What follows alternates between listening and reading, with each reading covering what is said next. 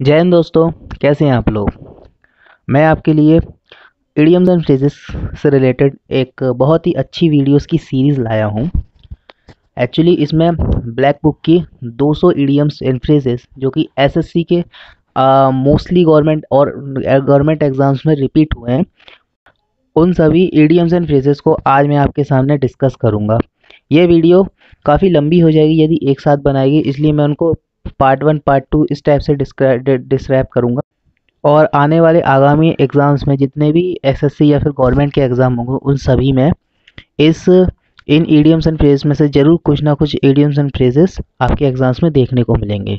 तो मिस मत कीजिएगा इसका एक भी सेशन, ये बहुत इंपॉर्टेंट सेशन है। चलिए शुरू करते हैं। तो पहला जो हमारा ईडियम है वह है अ रेड लेटर डे। अ रेड लेटर डे मतलब एक ऐसा दिन जो कि बहुत ज़्यादा महत्वपूर्ण होता है और बहुत ज़्यादा एक सिग्निफिकेंट डे होता है, उसको आप अ रेड लेटर डे के नाम से जानते हैं। सेकंड है आपका फेस द म्यूज़िक। यह म्यूज़िक का मतलब गाने से नहीं है। जैसे कि आप फेस द म्यूज़िक किसी बहुत तेज़ी ज़्यादा कि तेज़ आवाज़ वाले ऑब्जेक्ट के सामने आ गई या स्पीकर के सामने आप खड़े हो जाएं तो आपको बड़ा अजीब सा लगता है। तो ये फेस द म्यूज़िक का मतलब होता है गेट रिप्रिमाइंडेड या फिर बी पनिश्ड। आपको ऐसा लगता है आपको कोई पनिश कर रहा है, तो इससे आप रिलेट करके देख सकते हैं कि फेस द म्यूज़िक का मतलब होता है फेस द कॉन्सिक्वेंशियस। कॉन्सिक्वेंशियस का मतलब होता है परिणाम। और इसी के साथ फिर अगला सेकंड थर्ड वाला है आपका to smell a rat. To smell a rat मतलब होता है जब आपको किसी चीज़ की, मतलब कहते हैं ना, किसी बुरी चीज़ की गंध आ रही है, दाल में कुछ काला टाइप का, जैसे कि इसका हिंदी मीनिंग होता है दाल में कुछ काला होना, जैसे कि साथ में आपके लिखा भी है। इसका रियल मीनिंग, इसका मतलब सस्पेक्ट अ ट्रिक और डिसीट। यदि कोई आपके साथ कुछ गलत करता है और आपको उस पर संदेह होता है तो उसको वो डिटेक्टेड समथिंग रॉन्ग और आप उसको कुछ गलत करते हुए पकड़ लेते हो तो आप बोलेंगे इसमें स्मेल अ रैट। इसी क्रम में हमारा नेक्स्ट है फोर्थ नंबर अ वाइल्ड गूस चेज। अ वाइल्ड गूस चेज का मतलब होता है फ्यूटाइल सर्च। किस प्रकार की सर्च? अ फ्यूटाइल सर्च, एक ऐसी सर्च जिसका कोई मतलब नहीं होता, एक निरर्थक खोज आप इसको कह सकते हैं। नेक्स्ट है आपका जो वो है ब्लो वंस ओन ट्रम्पेट। तो मतलब जो इंसान अपनी अपनी बड़ाई करते रहता है, केवल उस इंसान के लिए ये ईडीएम यूज होता है, ब्लो वंस ओन ट्रम्पेट। इसका मतलब होता है प्रेज योर सेल्फ। अनदर आपका अगला वाला है बाय फिट्स एट स्टार्ट। मतलब जब हम फिट होंगे तभी स्टार्ट करेंगे, ऐसा करके हम कल पर टालते रहते हैं कई बार, और हम इनरेगुलरली और अनस्टडी बिहेवियर करते हैं। इसका मतलब होता है कोई नियमित काम नहीं करता। बाय फिट्स एंड स्टार्ट, जब भी अच्छा लगेगा तभी करेगा, तभी स्टार्ट करेगा, अन्यथा नहीं करेगा। तो बाय फिट्स एंड स्टार्ट का मतलब होता है इरेगुलरली। आई होप आपको वीडियो अच्छी लग रही होगी। यदि कोई कमी हो तो नीचे कमेंट सेक्शन में लिखकर बताएं। नेक्स्ट है आपका by leaps and bounds. By leaps and bounds का मतलब होता है steadily and quickly. By leaps and bounds का मतलब होता है बहुत ही ज़्यादा क्विकली, जल्दी से, रैपिडली, जिसको दिन दोगुनी चार रात चौगुनी भी आप इसको हिंदी में कहते हैं। और एक और ऐसी ऐसा कि once in a blue moon.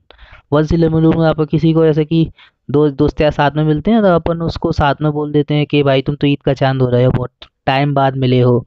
तो इस कंडीशन में इसको इंग्लिश में once in a blue moon से कंसीडर किया जाता है। इसका मतलब होता है रेयरली एंड इनफ्रिक्वेंटली, बहुत ही कम, बहुत ही ज़्यादा समय बाद मिलना। एक होता है हार्ड नट टू क्रैक। अब हार्ड नट है तो उसे क्रैक करना तो मुश्किल होगा, तो इसका मतलब होता है a difficult task. Difficult task को हार्ड नट से डिनोट करते हैं और ईडियम्स में इसका यही मीनिंग होता है। नेक्स्ट आपका है वो है 10th नंबर पे a cock and bull story. अब इस टाइप की स्टोरी का मतलब होता है कॉक और बुल, ये दोनों ही एक ऐसे हैं जिनका दूर दूर तक कोई रिलेशन नहीं होता। जैसे आपके बिना सिर पैर की बातें करना, कॉक और बुल की स्टोरी, इस टाइप से कोई रिलेट करके आप इसको याद कर सकते हैं। तो इसमें होता है an implausible story used as a examine explanation और एक्सक्यूज। एब्सर्ड स्टोरी, एब्सर्ड का मतलब होता है रेडिकुलस, मतलब होता है बुरा। तो एब्सर्ड स्टोरी में के लिए आप इसको यूज़ कर सकते हैं। और इसका अगला है to be under the weather. To be under the weather का मतलब होता है यदि आप वेदर की चपेट में आ जाओ, अंडर द वेदर कहते हैं मौसम की जकड़ में आ गए तो आप बीमार पड़ जाते हो। तो आप जब बीमार पड़ जाते हो तो उसके लिए उसी के लिए आप यूज़ करते हैं to be under the weather के मौसम की चपेट में आने एक तरीके से ऐसा याद कर रखने के लिए आप रख सकते हो टू फील नॉट वेल, बीमार होना। नेक्स्ट है आपका to turn a deaf ear. To turn a deaf ear, deaf का मतलब होता है बहरा। और इट यदि आप किसी के प्रति बहरे होने का बर्ताव करते हो तो इसका मतलब होता है आप उसकी बात को अनसुना कर रहे हो, उसको आप क्या कर रहे हो, उसको आप निगलेक्ट कर रहे हो एक तरीके से। और इसी के क्रम में एक और होता है a bolt from the blue. अब blue bolt from the blue का मतलब क्या होता है, यह something unexpected and unpleasant. A bolt from the blue का मीन्स होता है आकस्मिक घटना को, एकदम होने वाली कोई घटना हो जाए तो उसको अपन रिप्रेजेंट करते हैं। ये 7 बार पूछा गया है एसएससी में। अब बाकी थे उसमें भी ऊपर नंबर मेंशन है, आप देख सकते हैं। अगला है इसका अ snake in the grass. Snake mainly एक डिसीटफुल पर्सन को रिप्रेजेंट करता है, कई बार मैंने देखा है इसमें। स्नेक इन द ग्रास, यदि ग्रास में स्नेक होगा तो वो आपको कभी भी काट सकता है, वो कभी भी आपको धोखा दे सकता है एक तरीके से। तो स्नेक इन द ग्रास का मतलब होता है एक अनरिलायबल पर्सन जिस पर आप कभी विश्वास नहीं कर सकते। ठीक है, और इसके इसी क्रम में आपका नेक्स्ट है at one's wit's end. At one's wit's end मतलब जब आपकी पूरी की पूरी समझदारी ख़त्म हो जाती है तब आप कंफ्यूज हो जाते हो कि आपको आगे करना क्या है। तो एट वंस विथ एंड का मतलब, विट्स एंड का मतलब होता है टू बी पजल्ड, मतलब समस्याओं से घिर जाना। एक होता है eight the drop of the hat. Eight the drop of the hat का मतलब क्या होता है, बिल्कुल विदाउट एनी हेस्टिटेशन, मतलब तुरंत। वो ड्रॉप किसे गिरती है, किसी पर धीरे धीरे तो गिरती नहीं, एकदम बहुत जल्दी से गिर जाती है एकदम। तो at the drop of the hat मतलब ड्रॉप की स्पीड से गिरना, मतलब तुरंत होना कहता है विदाउट हैविंग प्लान और बिफोर हैंड, बिना किसी प्लानिंग के। एक होता है 17 number break the ice. Break the ice का मतलब होता है किसी चीज़ को इनिशिएट कर देना। आप जो कहते हैं कि एक किसी का कोई कोई कहता है कंफर्ट जोन में आप लोग अटके हुए हैं, आपको कंफर्ट ने घेर रखा है, आप उस कंफर्ट को तोड़िए, अपने कंफर्ट की आइस को तोड़िए और आगे जाकर काम को शुरू कीजिए, कुछ इनिशिएट कीजिए। तो ब्रेक द आइस का मतलब होता है आइस तोड़ो, बातचीत करना शुरू करो, चुप्पी तोड़ना। और बुरी द हैचेट।